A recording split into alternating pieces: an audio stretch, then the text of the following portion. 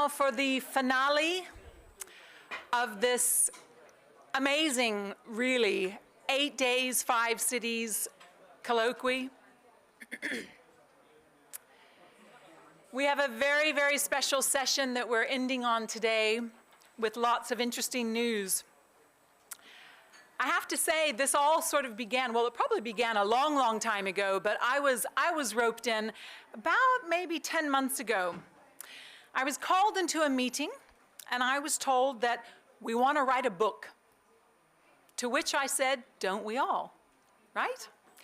And then I said, okay, so what's the book going to be about? And they said, it's going to be about the National Rural Livelihoods Mission.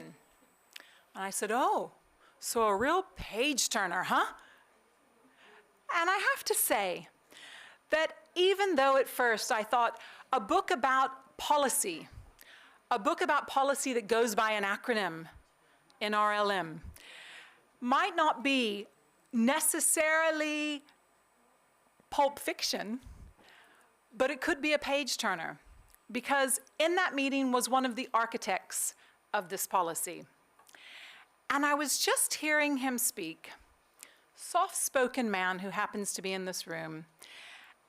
And as soft-spoken as he might be, I could see the enthusiasm bubbling up in his conversation as he was talking about the fact that it's not just livelihoods that this policy have helped bring in. It's not just a few extra paisa or rupees on the table. That this policy, which is celebrating 15 years, actually was a game changer. And it didn't just change livelihoods, but it changed women. It was empowerment. And it was a place, because of this policy and it being rolled out, it actually helped women step into rooms where they shed their identities as someone's wife, someone's mother or daughter-in-law. They left their caste, their color, their creed behind, and they got into a room, and I'm sorry now I'm gonna sound a little gender-focused, but they did what women do, they got stuff done. And because of that, their lives have changed, and that wouldn't have happened without this piece of seemingly dull policy. And then I was convinced, okay, let's do it. This is going to be a good book.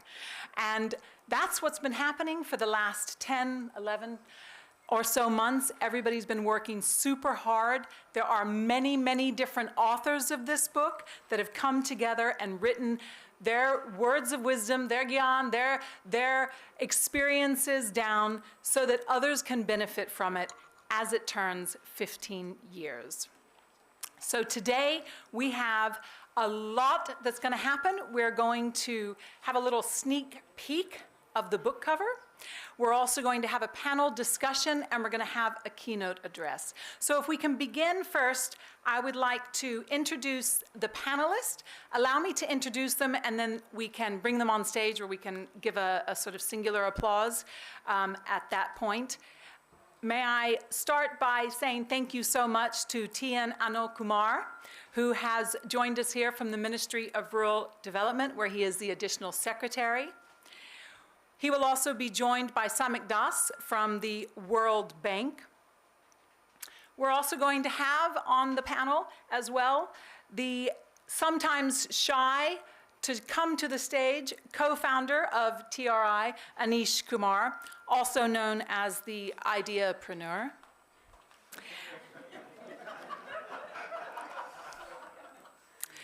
And then we have, of course, the architect, one of the architects of the policy, in Senha, a former IAS officer who is also the co-editor of the book, along with the other co-editor of the book, Neelima Ketan, partner of Naus Consultants, and who will be moderating our panel discussion. If we could invite the panelists onto stage and give a big round of applause for them, please.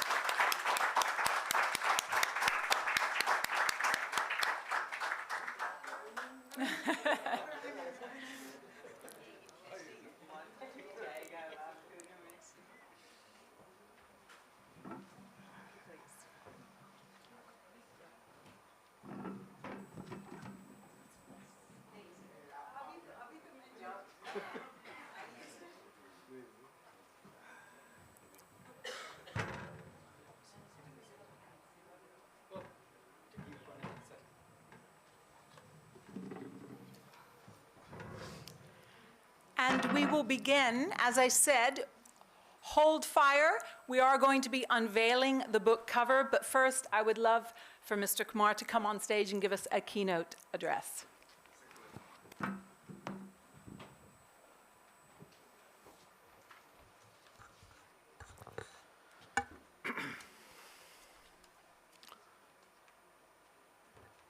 Shri N.N. Sinha sir, Nilima Khetan, Samik Das, my friend Anish, and ladies and gentlemen, very good afternoon to you all. This session was supposed to be attended by my secretary, Shri Shailesh Kumar Singh, and I was told in the afternoon that he won't be able to make it, so I am just filling in for him now. And the topic that was given was 15 years of NRLM. I realized that the information is known to everybody in this room. I mean, there are practitioners, there are people, policy makers here, there are practitioners, there are people from the field. The nuances of this program would be known to all of you, so there's nothing new that I'm going to talk about. Since I have to do this, I will be very brief. So as you are aware, this is the 15th year milestone year of NRLM, and it's a very opportune moment where we are unveiling the Claiming Our Skies, in which we will be reflecting on how far we have come, and we look forward to with hope and ambition, and where we could grow. Today we stand at a very crucial juncture in the development story. For me personally, from the government, this is the end of the 15th Finance Commission, and we are in the April of 2026, the 16th Finance Commission kicks in, and we have to take a very hard look at the programs that have been implemented and then devise what needs to be taken up for the next 5 years. And looking back, the journey of DNRLM has been amazing. I mean, there's no doubt about it.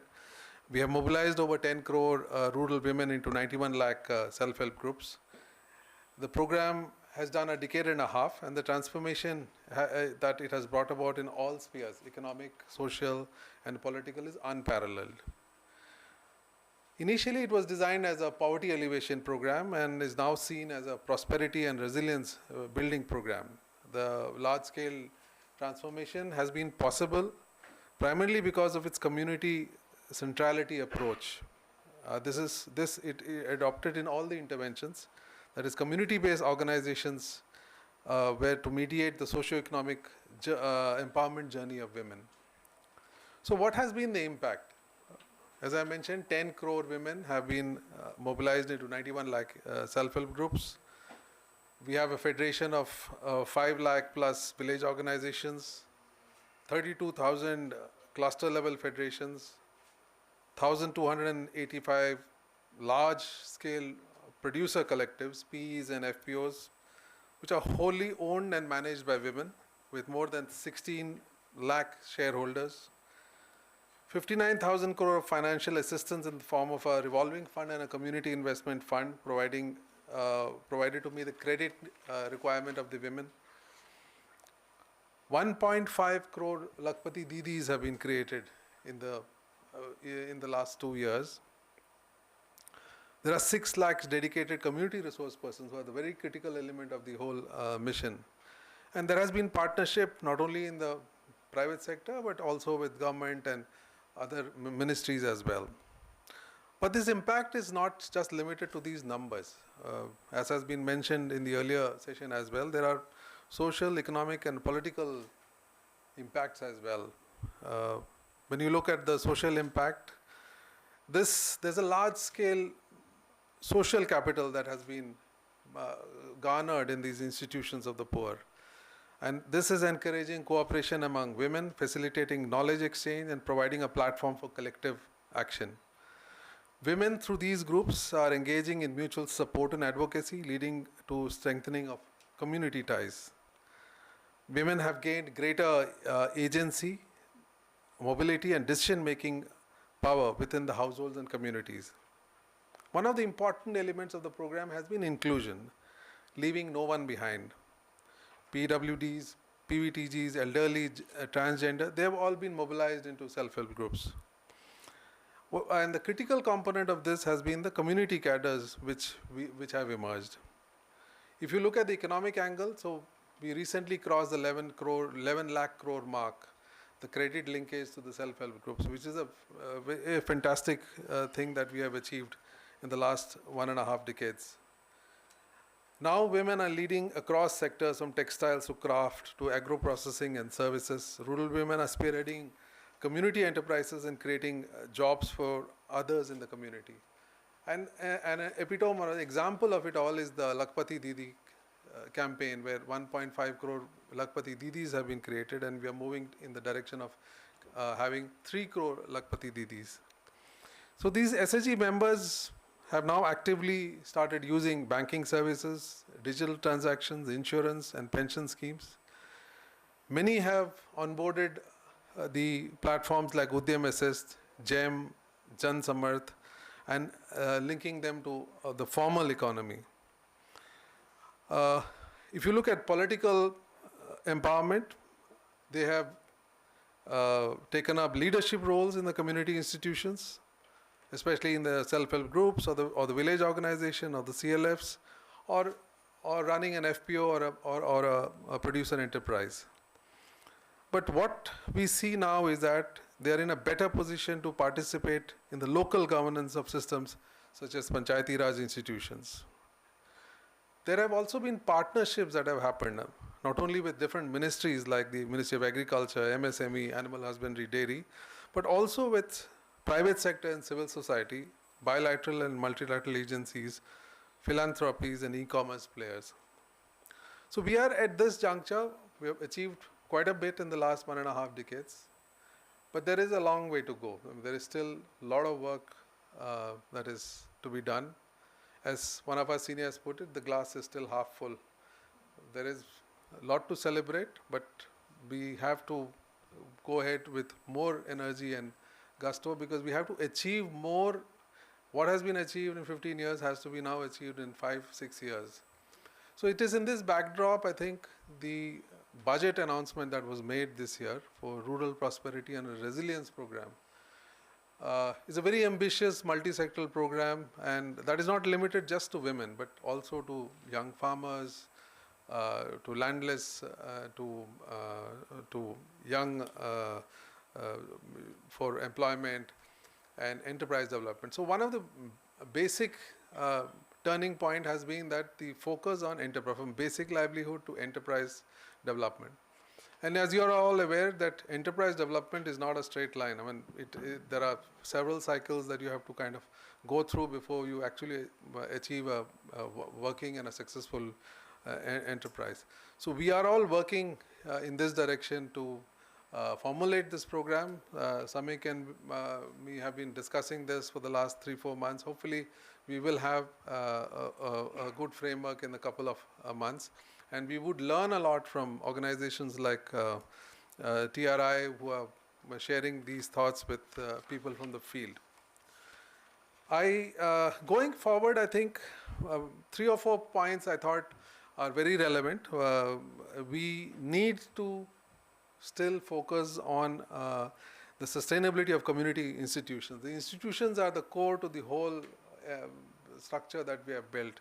So there are village organizations, there are cluster level federations. So we should not lose sight of the fact that that work is done, and we need to kind of move into a new kind of a direction. So these are the main elements of the program, and that is why we have been successful. So these institutions have to be further strengthened, especially the cluster level federation, which is the pivot to the entire activity, and there's a huge amount of fund that is not only put in by the government, but also from the formal banking sector. But if you have to move in scale, I think the next important element would be technology.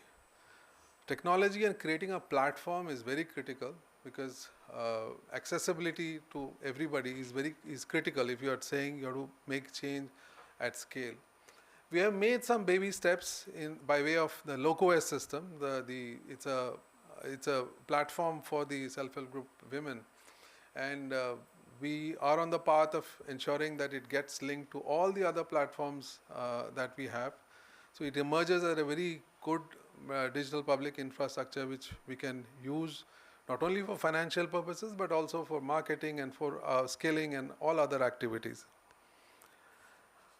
Third, of course, would be again creating an ecosystem for skilling, which is very, very critical in the entire gamut of change that we are talking about, enterprise development. Skilling plays a very important role because what kind of skills are to be developed, and it varies from place to place, and we need to have a very nimble setup to develop this. And going forward, I think the focus would be on enterprise development. We have done some little bit of work on scale. So the Startup Village Enterprise Program is what we look back. So it was started in 2015-16, and we have now 8-9 years of experience of what has happened. But the scale is very limited. We have touched around 1,000 blocks out of the 7,500 odd blocks. But there is a large number of learnings from the SVEP program. So if we have to do it in scale, we need to look at this program and also tie up with other ministries like MSME, so that we do have a very good seamless kind of a convergence with other programs. Something that we have achieved in some measure with MOFPI, where we are able to engage with them, and the Didis are able to get a lot of benefits. So these, I thought, are the thoughts going forward.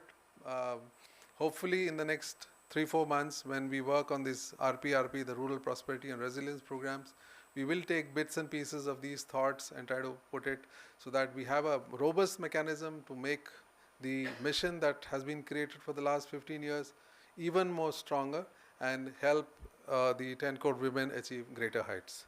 Thank you. Thank you, one and all.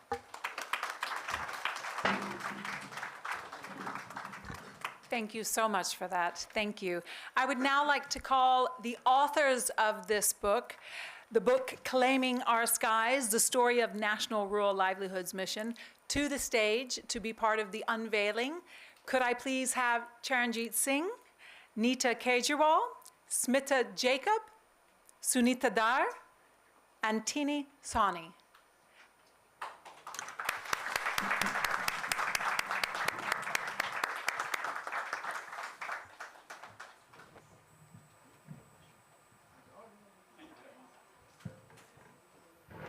And Radha, are you here? No. Okay.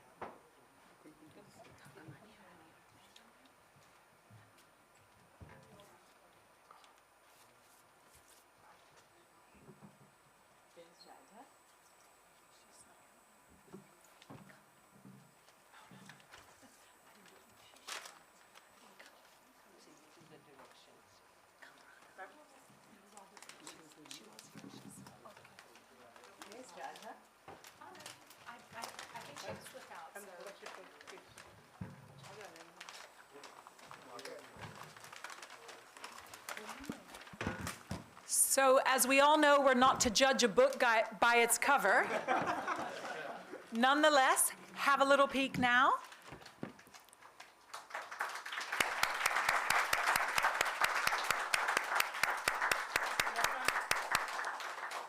We're happy to say that this book will be, oh yeah, please have a look, hitting your book stands in the next few weeks, and we will certainly tell you when that happens as well. If we could have the panelists staying, and thank you so much again. Another round of applause. Come on, everybody. They've worked hard for this.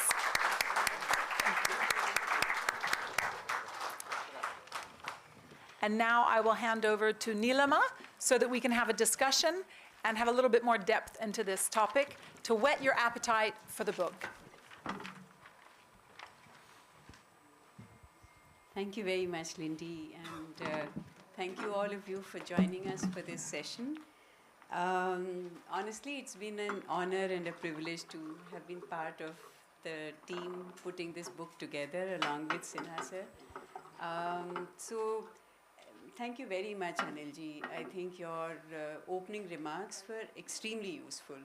And in the session, the way we had planned it, we had thought of putting equal amount of time on what has happened and what is going to happen. But after listening to you, I think we should spend a little more time on the future as it is emerging. But before we get to that, maybe I will still ask each of the panelists to talk. Like you said, Anilji, it's been a remarkable program. It's very quickly become a globally lauded initiative. And you also said it, and it's kind of the mission has redefined what it means to empower communities, because it's not merely through economic inputs, but it's through agency, through dignity, through voice, through solidarity. And one of the programs which has kind of, not said that change has not been delivered to women, but change has been delivered by women. And it's really been a very, very impressive program. But as we look back, and I'm going to ask all three of you, you've already reflected, Anilji, so maybe you can speak after the others have spoken, to reflect on, if you look back at this remarkable program, what would you say is kind of, for you, the most celebrated dimension of this initiative, according to you? Mention that. And also along with that, if you can mention, according to you, what is the most significant unmet promise of this program? Like you said, Anilji, no program in first 15 years, it's already come such a long way, but there are things which still need to be done. And what I'm asking the panelists to just share with the audience, one thing that you think this program did remarkably well, and one thing which you think if the program had to do even better not if it had to do even better, but if you look back at the past, what has been one kind of unmet promise? So, Samik, why don't you start? Since you have been involved in this just as Sinha sir has been involved in this program from the very beginning, you too have been a part of the past and are a part of the future. But yes, over to you. Thank you. Thank you. Good afternoon, everyone. Where to start? It's been like my career is kind of co-terminus with this program in a way, I've been saying.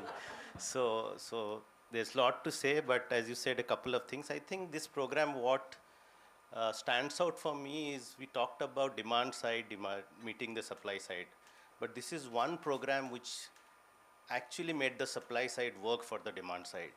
Okay, I think that is we talk about demand driven, we talk about bottom up, but this is a program which created the value system in our way of looking at things, where actually the demand that was generated at the base, the supply side responded with the system. I think that is one thing which was very, very important to actually from conceptual to practically see on ground how it works. And it's no more a misnomer of how demand bottom-up processes work. One more thing I would say, because you said just one thing, but one more thing I would say is, I always say this also, this is one of the program which is DBT before DBT, in the sense that if you open the pipe in the ministry, it reaches the household through a system. There's no other ministry which has their people or their pipe going to the household level. So that's why this program is always half full, because half glass full, because various other programs see this pipe going down to the household and they want to merge in there.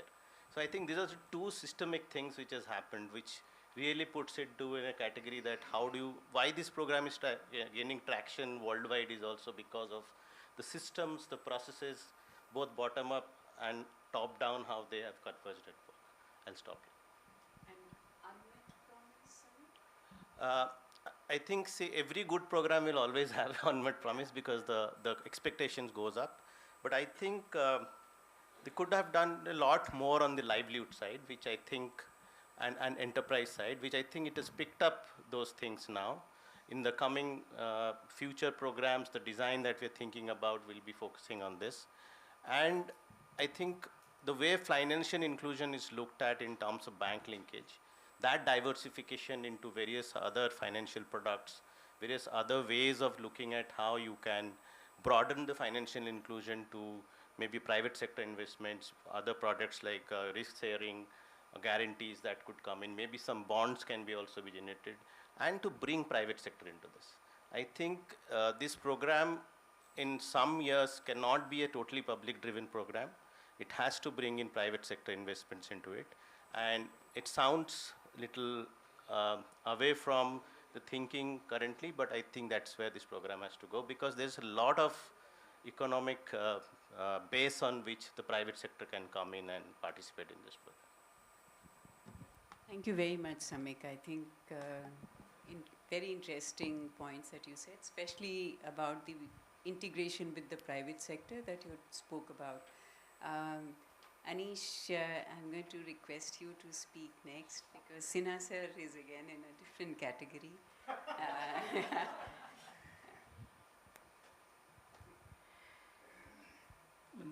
Very interesting. From the time that we started looking at SHGs, I still remember 1994, we were engaging with the district officials and the banks to educate about the promise of self-help groups. The peer lending, social capital, all were new words then. And then NRLM happened. We had conversation, and my colleague Anirban is here. We had in Pradhan office 3 community shopping center. That conversation with Vijay Kumar, and later on together with Jairam Ramesh, on what NRLM could be. And both Vijay and Raju from Andhra Pradesh had visited Pradhan's project areas and looked at the self-help groups and looked at how it could become a national program. So if I have to look at what it has done, and in some ways I reflect on this journey, because on the other side I have been very closely involved in building the collectives.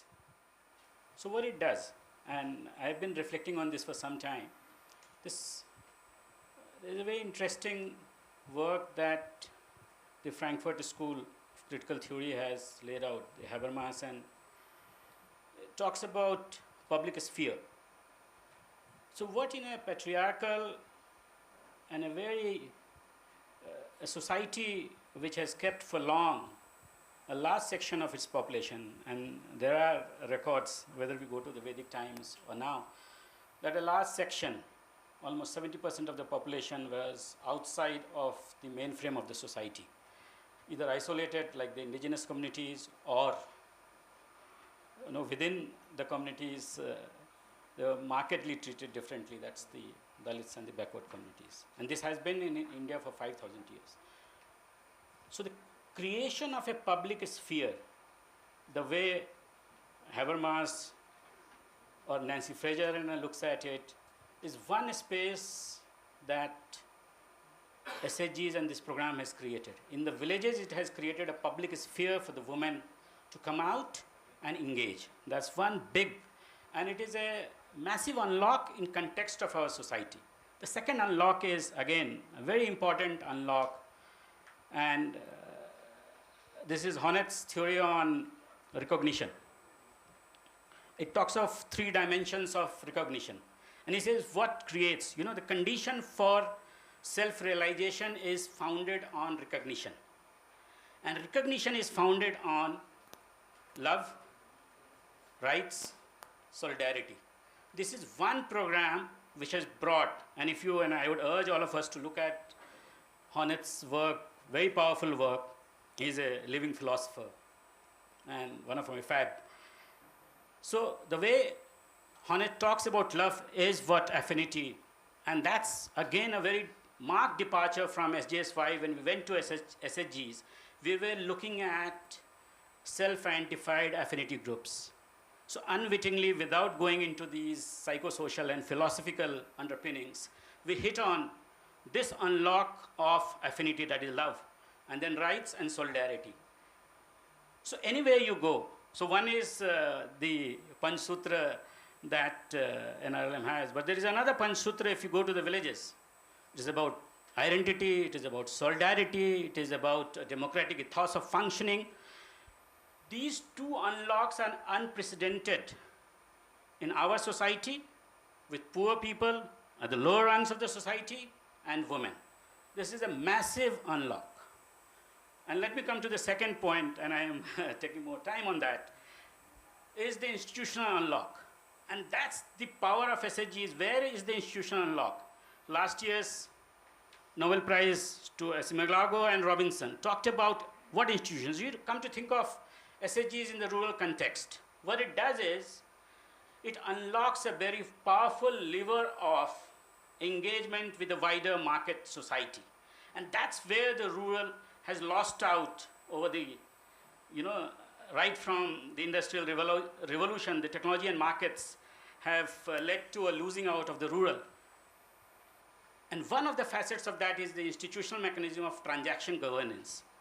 This transaction governance capacity, again, unwittingly unknown, when each member puts in 10 rupees and someone is able to draw out 100 rupees from that, even though she has only put in 10 rupees, unlocks a very powerful transaction governance capacities.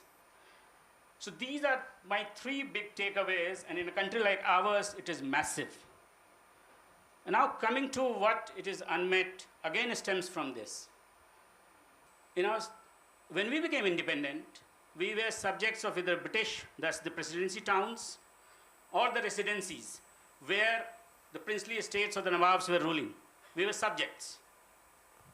There was a third area which was called agency, which was partially governed. And these are our fifth schedule areas, and which was completely, and from out of the pale of British government was the sixth schedule. Mind you, this revolution, I'm saying more than systematic, it is a transformative shift in societal relations that has happened. But this opportunity of reconfiguring the rural society is a big miss for NRLM.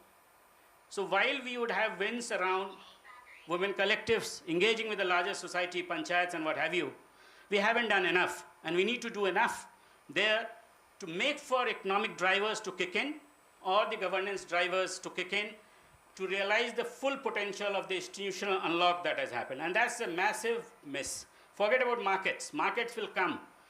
Markets, by definition, any exchange, is driven by the underlying power structure and the underlying production system structures. But the miss is on re-engineering the rural society, and we need to look at it in the next 15 years.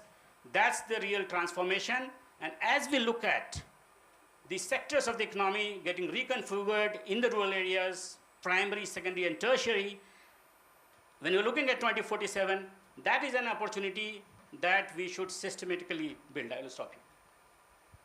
Thank you, Anish. That was very, very passionately delivered. And I think the point you made, certainly about the first few points that you made about the public spaces opening up for women has been absolutely revolutionary, the kind of access, and even the other two unlocks that you spoke about.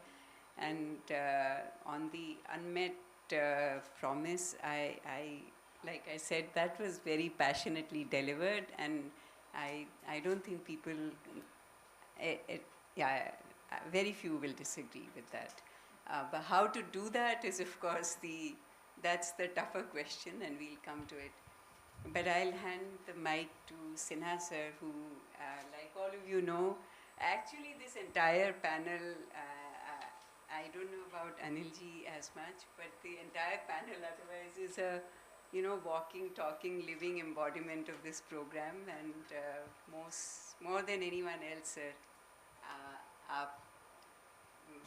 when you look back at these 15 years, according to you, what has been the most significant kind of celebration or achievement of this program? I know बहुत हैं, पर आपके हिसाब से यदि कोई एक आप पिक करें तो आप किसको पिक करेंगे? और यदि आप किसी एक आपके मन में कसक रह गई कि maybe this could have been done better, then what would be that? I think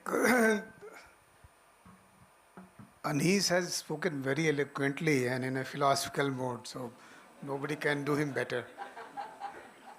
So, for me, wherever I have traveled, what has struck me most is that women are no longer known by their relationships to the male members.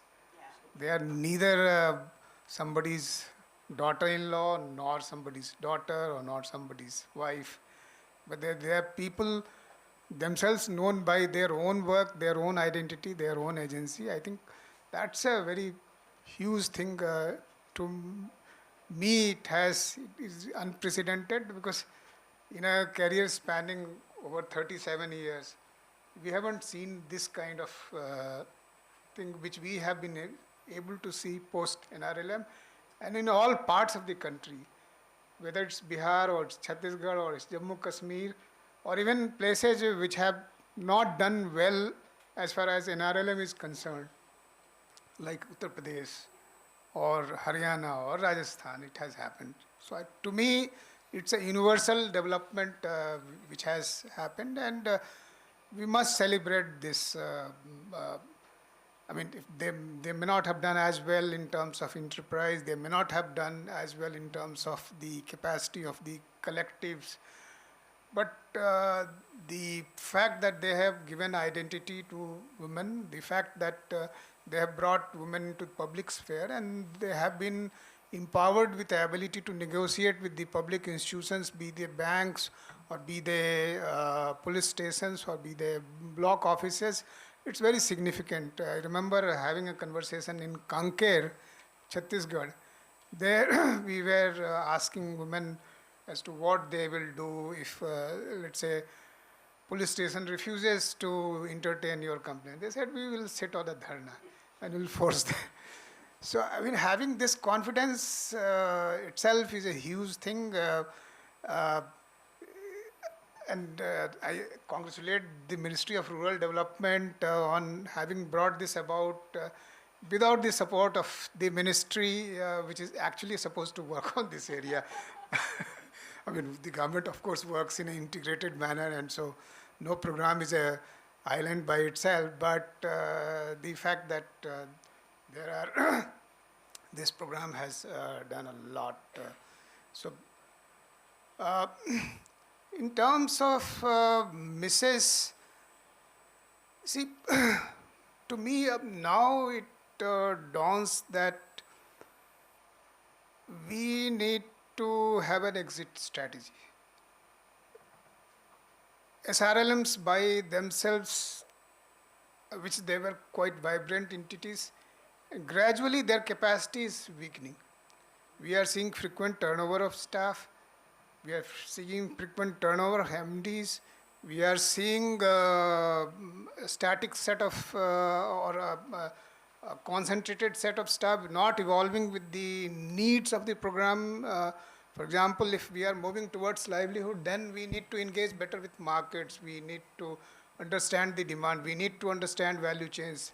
Are the SRLMs going forward in that manner to be able to meet those kind of demands? To me, it appears a little bit doubtful, and I really feel, very disturbed and very concerned because SRLMs and the NRLM program by itself has done what cooperative sector didn't do. For example, developed a democratic ethos of functioning, developed leadership. Now, if SRLMs are not able to carry forward this work further, they are not able to respond to the needs of the program. I mean, you can't have the same set of agenda which NRLM had at the beginning of the program 15 years hence. And so the agenda needs to evolve. It needs to capture the imagination of the people who are there, and then move forward. We need to have democratic turnover of the leadership. We are in threat of institutional capture by few, which was the bane of the cooperative. We need to avoid the pitfalls of what happened to the cooperatives. Now we have a separate Ministry of Cooperation, and hopefully this will be avoided.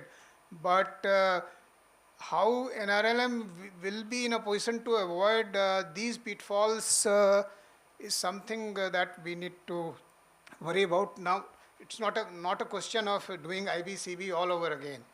It's a question of creating a hygiene kind of a situation where the original ethos which powered the NRLM is kept alive. I mean, you don't allow some elites in the SHGs or BOs or CLFs to capture the resources of the organization. Also, one miss that we are currently seeing, allow me to, is that the CLFs have huge volume of resources. This is not being put to use. And so in terms of national resources, the waste of resource. They have capital, but are we able to, let's say, draw up programs for disbursement of credit to the women who take up entrepreneurial activities in a manner which suits the incomes that she is going to generate, its seasonality, the quantum, etc. For example, if you take poultry, if returns are only going to come 2 months from the initiation of the activity, the loan should be structured in a manner in which the payments are demanded only when 2 months after the commencement of the activity, but is still structured in a manner in which repayment obligations start immediately after the commencement. So it's not serving the need for acceleration of the entrepreneurial activity which ought to happen. I also feel that in order to realize the dreams of which NRLM has of making women Lakhpati, we do very simple economics. I am not educated as much as Anis and people in the panel, but I have a very naive understanding of incremental capital output ratio. If you want to make women Lakhpati, then we need to have, let's take a incremental capital output ratio of about 4, because these are a set of economic agents which are not very well educated, not very well versed in the wage of market. So ICOR would certainly be more than what it would be for a very efficient enterprise. So I take it as a 4. So in order to generate a lakh of income every year, you need to have access to about 4 lakhs of rupees for any activity. Now what is happening, when if you take 10 crores as the women, so in order to, women members of the SHG, in order to serve the needs of 10 crores of women, you need to have 40 lakh crores. You have about 11 lakhs of loan credit from the banks. You have about 50,000 from the NRLM program, maybe 50,000 as saving of the program. So you are, incrementally you will only be able to generate, let's say, about 30 to 35,000 of the additional income. And that is what will constrain the achievement of the NRLM program going forward in future. So we need to generate that kind of resources, and that will come if we are able to utilize the resources. We are able to generate more resources from the bank if we are able to converge many programs and get more resources. So we have to crack this if we need to, let's say, make every woman Lakhpati, every SHG member Lakhpati by 2030. And I don't think we should extend this timeline any further. If we are not able to make women Lakhpati in 20 years of the program, we will only be making them Lakhpati by Viksit Bharat's deadline of 2047. That's not an acceptable future. Thank you so much, sir. That was really very, very clear and incisive. I also feel, sir, jo aapne aakhri baat boli, both the things that you said, attention to the institutional backbone of the program, whether SRLMs or whatever, and normal होता है, शुरुआत होती है program में, there is a lot of enthusiasm, there's a lot of, but then attention to these matters often takes a back seat, which you are talking about. But the second, sir, I'm actually impressed what you said about the calculation that you did. मुझे लगता है sir इसके पहले इतने बड़े scale पर nobody has thought about small rural enterprises. So I am just impressed by that, that at least now there are people thinking about that woman and her enterprise on such a large scale. Of course, the gap that you mentioned, sir, is huge, and if that is not fixed, then it will be just another kind of slogan that happened and was lost in time. Anilji, I will request you, or you've heard all three of them and you have your own thoughts.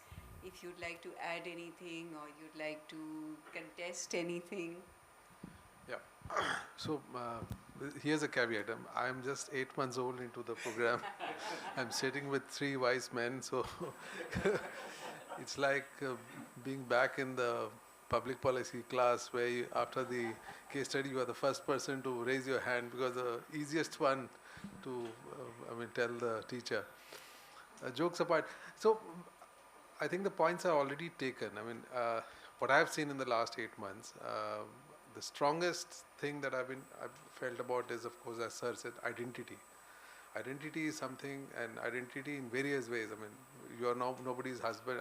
You're not somebody's brother-in-law or sister-in-law, or you're not somebody's wife. You have an identity, you have a name. So that's something very strongly that comes out from the scheme. And of course, institutions, because the scale of the institution is as it is, as you are aware. And I went to Jharkhand, and where they take the oath when they start the meeting. It gives you goosebumps, because there's something that the whole administration is trying to do, and here women on their own taking an oath about gender and all these aspects. It's the institution that has created it. So these 2 points have already been said. But another thing that I think has come out very well is the use of community resource persons.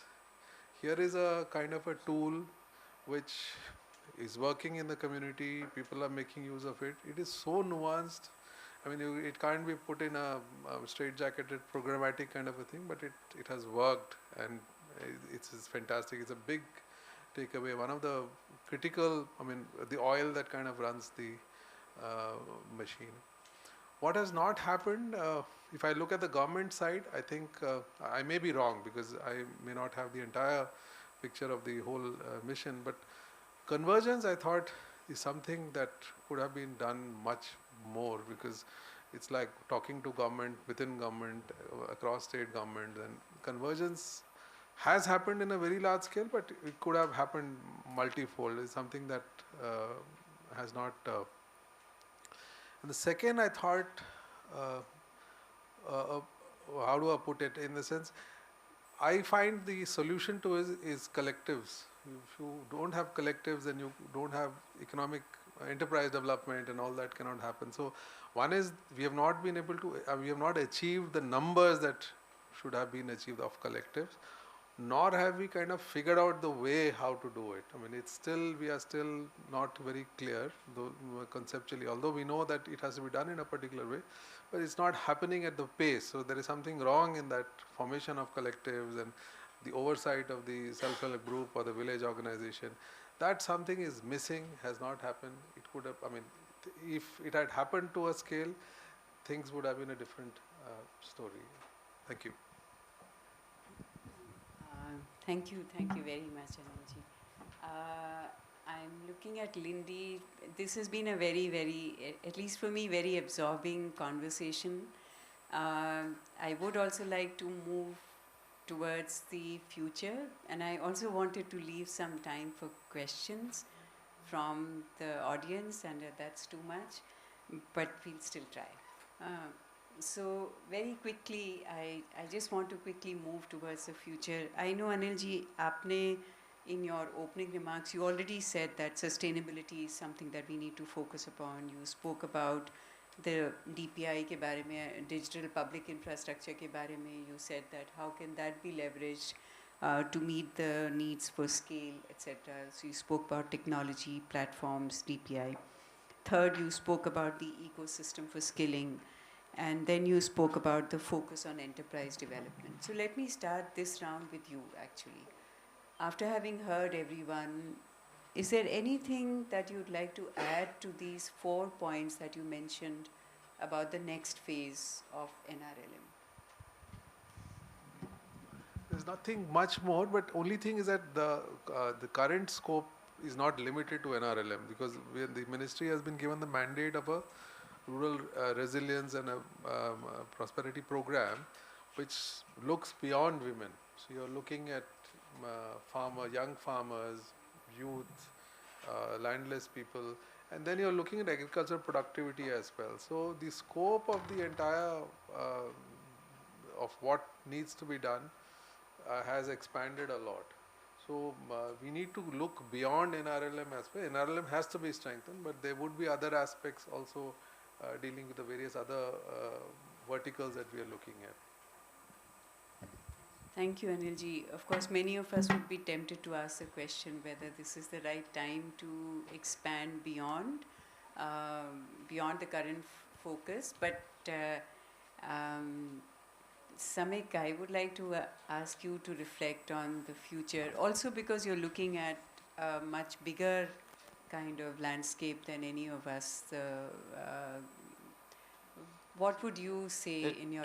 Two things I'll start with, just to think debates that we are having within. Just a question, because I'll come to your point a little. The one question which has been asked is, are we restricting women by tagging them as SSG women? Because then you are giving them identity which they might be restricting them at this stage, not being women as such. So is this a question to ask today or not? Are we trying to put them into a bracket so much that their own identity of a woman is as a SSG woman in a community? So is this a question to ask or not? So that's something which has been debated, and I think this reflects on what Anish is saying, that how much we have created the institutional, we have unlocked it, but in the process, are we trying to also lock them into a particular framework of identity? So that's a bigger question to ask at some point of time. So then comes, is group or individual we have to look at. That's a big debate we have to think about in terms of future.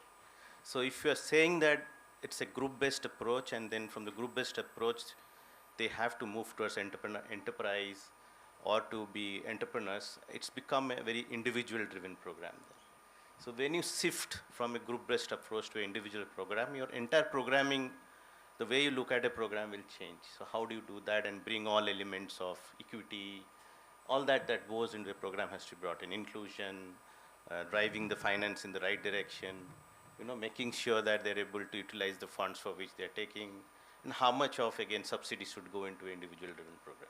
So that's a different question to ask. Then comes, in the current situation of jobs in the country, so is there a possibility of looking them as job creators than becoming just job seekers or be self-employed? So can we think about at least 10%, 5% of these women can be transformed into being job creators? Is there a way to bring in solutions where they become job creators and create jobs in the local economy? Third is, how do you use the capital which is sitting within the institutions, as Sina sir was saying, to generate more capital to bring in more infused risk mechanisms, as I was saying earlier, or equity, to bring in more capital from other sources, so that the subsidy burden of these programs go down. So for instance, there is a missing middle, we know. People who are not been served by SHG programs or by microfinance program and not been taken care of by financial institutions, that missing middle, how do you address that? And those are the ones who are at the aspiration level, basically. Those are the ones who are going from graduation. I think I call it always, how do you postgraduate them into that space? I think there is a different approach to that we have to think about. I think these are the questions we have to ask in terms of, what is the post-graduation model now? Is it the same SHG route and they have to be in that situation? If you move them out of that situation, then what do the government do about it? And how do we create an ecosystem for them to be going into that sphere. And on the collective side also, see, FPOs and FPC, whatever you call them, was a very good opportunity for us to collectivization could have taken, but it became target oriented. 10,000 FPO program, and we went up for, and we didn't have a structure like we had for SHG movement to go up, like the NNM structure. We need to think about a structure or a technical assistance support system that should look at FPO in a way that they are business entities. They are not their market-facing business entities with a collectivization aggregation framework to interface with market, because that is where they have to come into. So I think that system we have not yet looked at. How do we put a system or a process to? We have done some kind of collectivization around some commodities and produces, but we have not looked at it more systematically. Can we have a NDDB kind of a structure for FPOs? Can we think about those kind of lines that NDDB is working on something in the dairy sector? Can we have for FPO sector NDDB kind of structure that we can bring it autonomous outside of a ministry and do something about it? So these are things we need to think, and how do we move forward on, and what could be done in the future programs. Thank you very much, Samik. And I also feel that the individual versus group that you mentioned about, of course, you also know that some of the early evaluations of the program also spoke about actually how much of it is actually group and how much of it gets restricted only to a few individuals. And I think also the question that Sinha sir raised, and which you are responding to, about the lack of capital has been one of the biggest kind of banes of this program, and you're talking about one pathway out of that. So quickly, if short answer. Yeah. It is very timely, because as someone part of this, I know that there is a hard stop by IIC. Few thoughts, but there is few of us know the early formative years of SHGs. SHGs were supposed to give way to individual financing by banks, and SHG was supposed to, and this is in the initial paper of NABARD RBI, that it will give individual strength to directly bank. So this is a very important debate, but from 94. Having said that, there is something that we need to be cognizant of our economy. Very recently, a report has come, and that is Indus Valley. Some of us would have seen. It talks of 3 Indias: India 1, India 2, India 3. India 1 is roughly 10 crore, is like Mexico. Chota batayenge.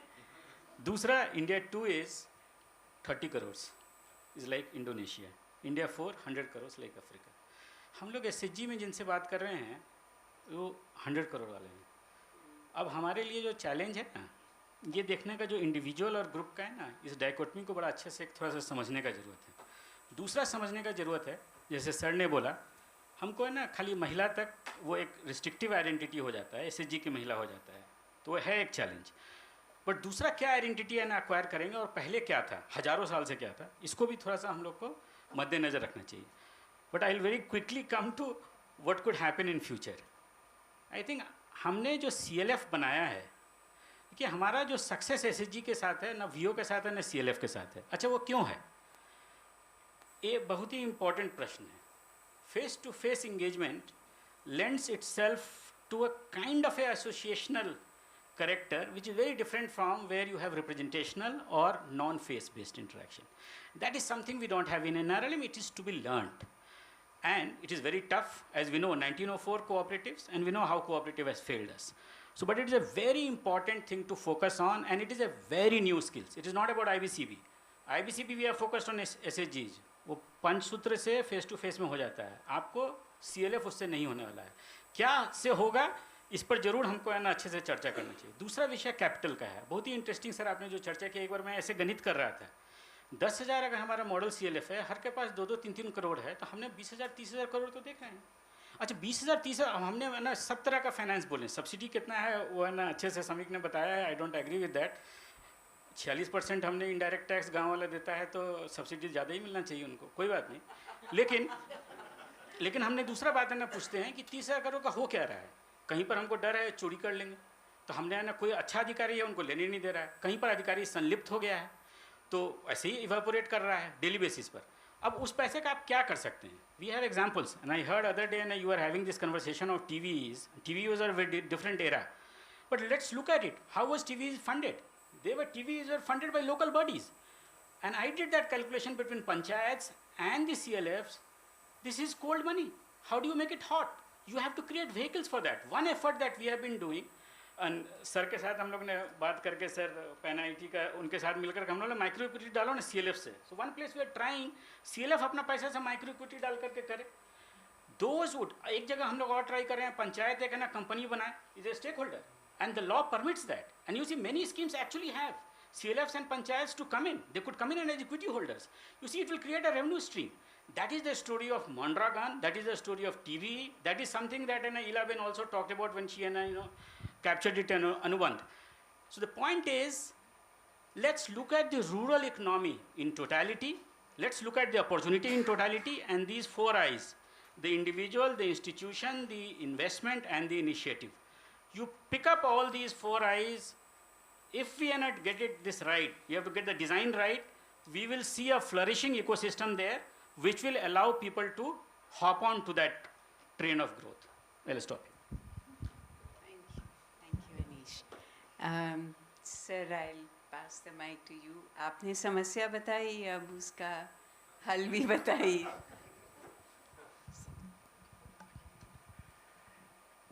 देखिए मुझे जो लगता है ये future में हमें जो देखने की ज़रूरत है और वो थोड़ा NRLM प्रोग्राम को भी डिफ्रेंशिएटेड मैनर में देखने की ज़रूरत है.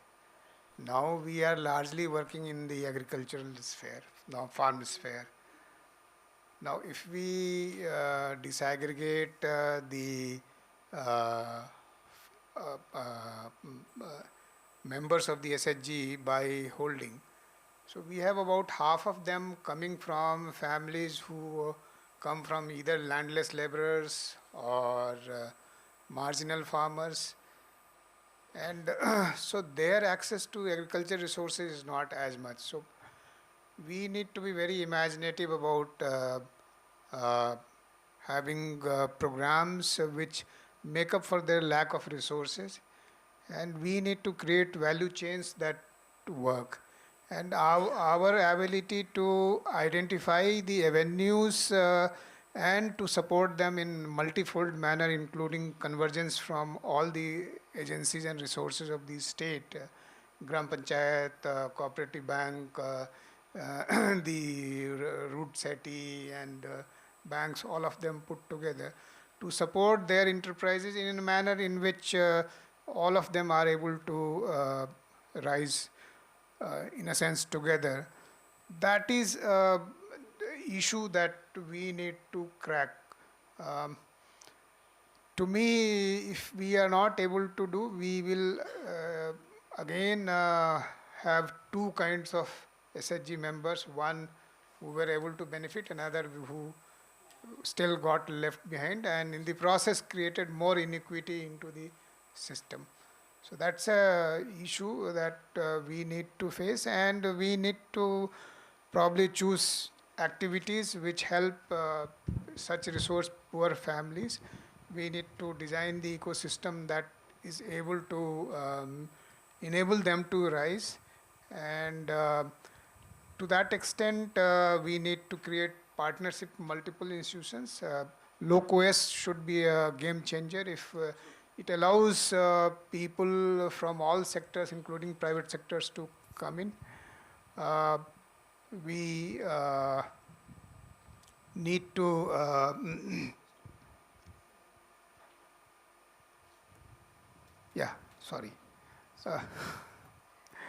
we need to create convergence with panchayats. That's in one area. One issue which we see is the guidance that we are able to provide, and it's from a personal anecdote that I wish to share. There is a village, the block called Karra in Khunti district of Jharkhand. There are some families who were landless, and they were seeking some support from my wife for goat rearing. So my wife told them, why don't you approach those landholders who are not living in the village and get their land on lease. Now these women don't have time to even talk to each other.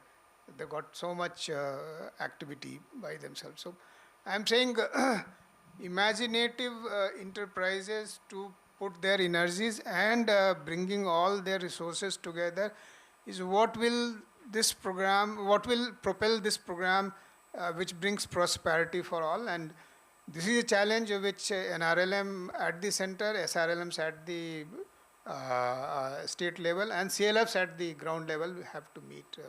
To me, it's a huge challenge, but we need to do that.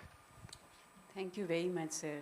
I know we are kind of running out of time, and I'm very grateful for all the questions which we actually, half of the answers maybe, I think at least half, यदि आप किताब पढ़ेंगे तो उसमें मिल जाएगा. But I also want to take 1 minute to actually really deeply thank all the contributing authors for this book. The book would not have happened but for so many of you generously and readily coming forward and contributing from your wisdom and knowledge, and very grateful that some of you are here today. And if we have 2 minutes, I just want to give the floor to any one of you if you'd like to say a few words. Neetaji, if you want to say something, Charanjit ji, or anyone. Tindi was also here, Sunita was here, anyone. But it's been a privilege and an honor to have all of you. Thank you, ma'am, and good afternoon to everyone. So it's been a real privilege working with NRLM. It's been a very learning experience also, and I'm very happy to contribute to this book. But talking about NRLM, I'm now a little concerned about the future of NRLM. And I think there is a lot of discussion going on about NRLM 2.0. I think we need to be very, very clear on where the energies of NRLM, the mission, need to be focused now.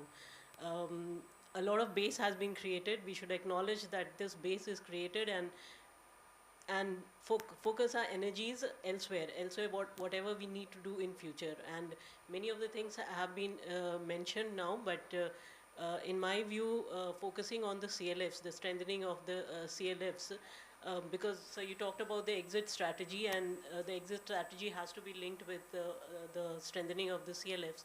So we've done a lot in terms of SAGs and VOs, etc. We should let the CLFs now drive that agenda and think about that. We need to focus, of course, on livelihoods. And as Sir said, the creative solutions there have to be found out.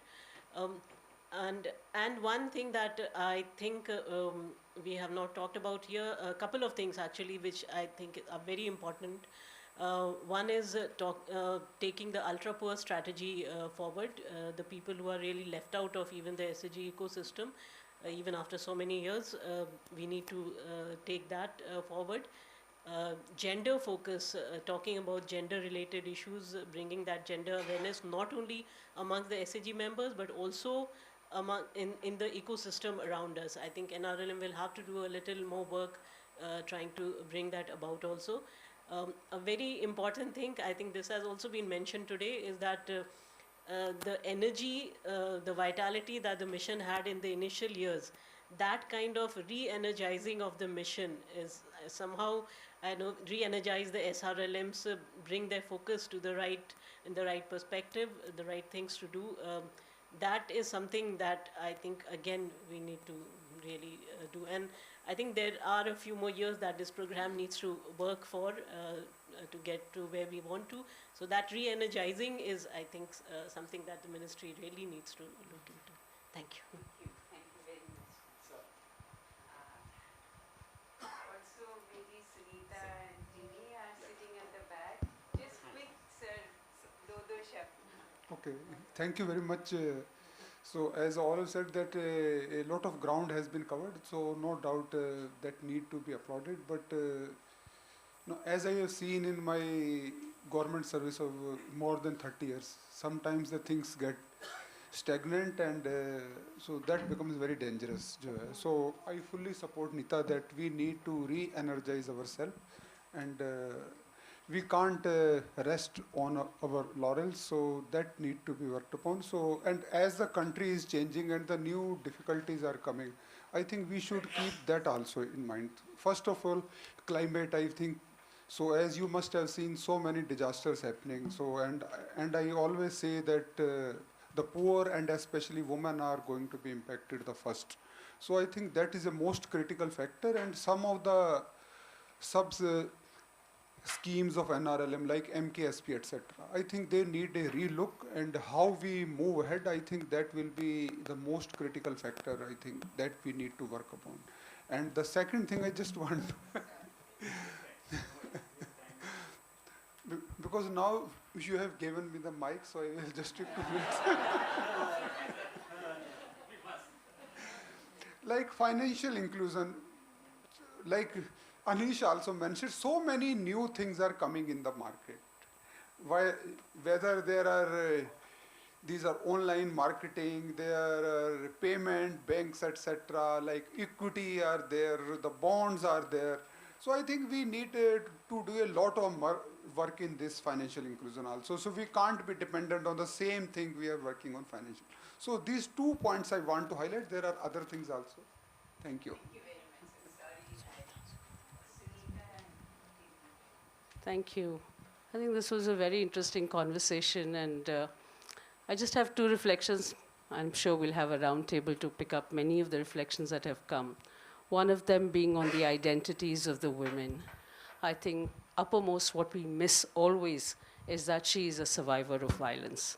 When the NRLM started its campaign on gender-based violence, the highest number of cases which never reached the NCRB or any statistics in India is domestic violence that's coming up at the age of, I think between 20 and 30 is what we're seeing in the areas that we're working. So I think survivor of violence is very important, and when we talk about any resilience program in the future, we know that the convergence at that level of seeking of mental health, recovery, trauma, etc. And this is also including children. So many cases every day that come up.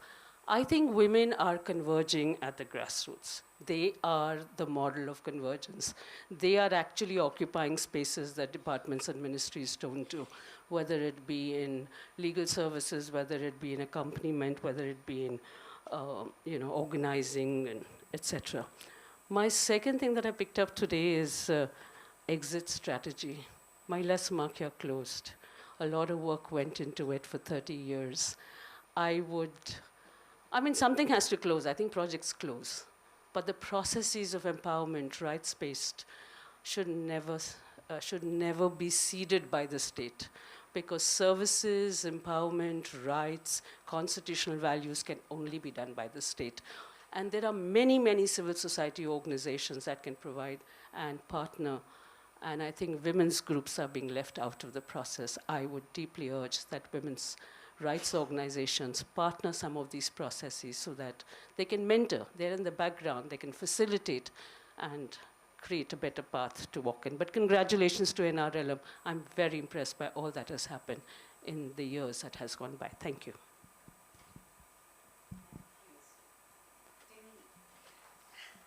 So I'm not very good at public speaking, but yeah, thank you so much. And yeah, I speak as a practitioner. I've seen the power of the collectives on the ground. One example that I can give, which we do mention in the book also, is that this is a women's all women producer company that has been formed. And I was just telling them that you're going to be the best company in Bihar. And this woman just looked at me and she said, "Why do you say Bihar? We're going to be the best company in the country," right? And I said, fine, even globally. So I think that is the power, that is the vision that NRLM has provided, which is really, really transformative if you look at it on the ground. we also need to look at what has been, the economic empowerment is one, but what about the social empowerment? How has it changed the position of women in the communities? How has it impacted them on other aspects? So we looked at nutrition, and does income in the hands of women really lead to better nutrition for themselves, better health for themselves and their children? So I think there's a lot that we have to really celebrate in terms of NRLM's achievements, but like Neeta Madam said, CLFs, how do we further strengthen them? How do they become the, the future? So I think strengthening the CLFs, and also looking at the alignment of CLFs with the producer companies. Sometimes in the field, I see they are like considered as two separate institutions, with the CLFs looking at social transformation and the FPCs looking at the economic transformation. We need to bring this together. Both go together. So I think that was something that I just wanted to say. But thank you so much. It was a pleasure writing the chapter, and I hope you all enjoy it as well. Thank you. Smita, you should not be left out. Just say one word, and one word, then we will. Sorry.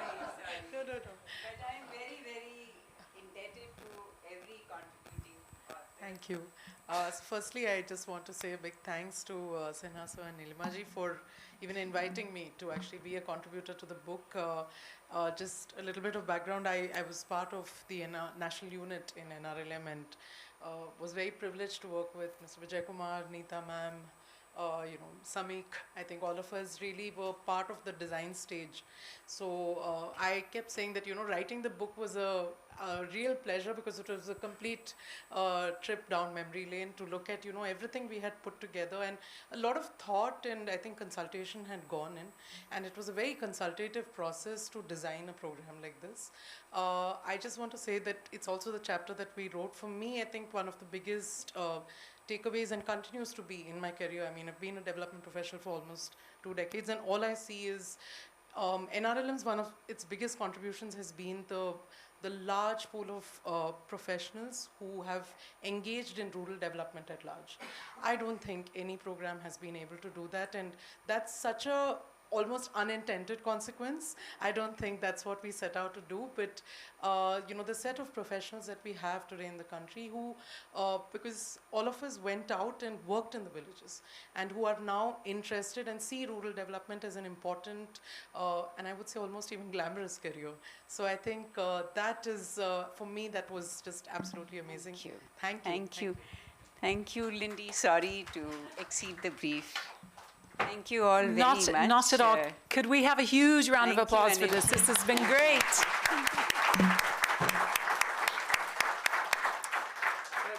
Thank you so much for giving us a taste of what readers can expect in the upcoming book.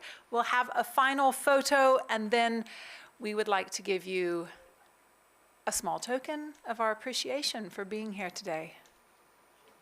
Thank you. One moment before you go, if we could just give you our thanks. Thank you.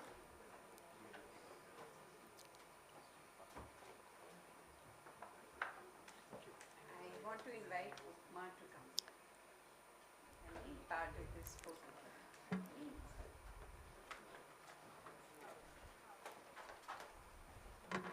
Anilji, this is the young girl and Samik who's holding the book together.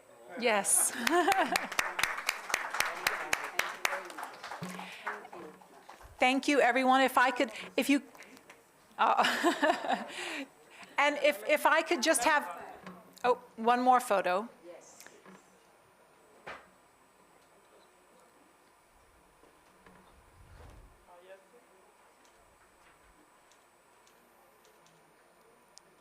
Thank you so much. If I could just have 2 more minutes of everyone's time, because I would just like to close and say goodbye. But before you go, if I could just have 2 minutes. So have a seat for 2 minutes, because I think we're all, after our 8 days and some 25 odd sessions across 5 states, we are feeling full of wisdom and knowledge, and now we want to go and apply it. So I just want to thank everyone for being part of this journey, for making the colloquy what it is, a conversation, which is what it truly has been, an idea fest, for India's rural renaissance. And in closing, what makes the colloquy so unique and special is the range of topics, not just the range in terms of the depth and diversity, but the range also in terms of the people and perspectives that we bring and give a chance to share. We cut across themes, practices, and those silos that we all talk about so much. And we're hearing from policymakers, practitioners, academics, entrepreneurs, youth voices, and veteran doyens of development. And of course, you all change makers here. So let's carry on the spirit of the India Rural Colloquy. Let's see if we can have the policies we design and the programs we fund and the villages we serve be part of the India Rural Renaissance. Please keep an eye on our social media handles as we have been and will be posting all of these snippets and words of wisdom. And of course, keep an eye on us in the next few weeks as we will be sharing the Rural Renaissance Action Document, which will capture the insights and, most importantly, the action points that we've got from these many, many powerful discussions. So please watch our space. Thank you all very much, and we'll see you next year. Thank you so much. Thanks for being part of this. I'm really pleased. Thank you. I know on a Friday afternoon, it's